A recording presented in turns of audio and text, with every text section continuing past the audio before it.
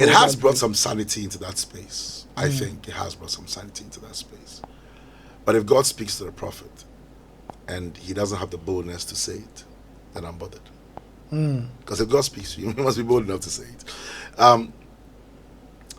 You might say it and not get protected by God. It doesn't mean that God has said it, and so once you go and say it out there, you won't go to jail. God might leave you to go to jail because maybe he wants to go and preach in the jail there or something. Wow. All right. So it's okay. If God says it, you should say it. There's no law in the land, so to speak. There isn't one single law that says you can't prophesy in church. I think the IGP is just using another law to try and stifle this. It says don't create fear and panic. Right?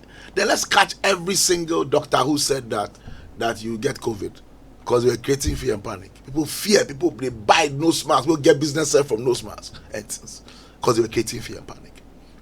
There's no law that he can stand on to say this one says you cannot prophesy in church. No.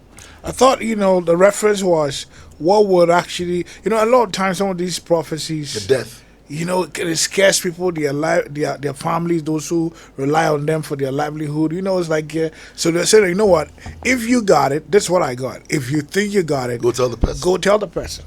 I mean, the spirit of the Lord is subject to the prophet, isn't it? Yeah, but there are times God will say it in the church. There are times God will say, fine, go. But there are times God will say it now. Say it here and now.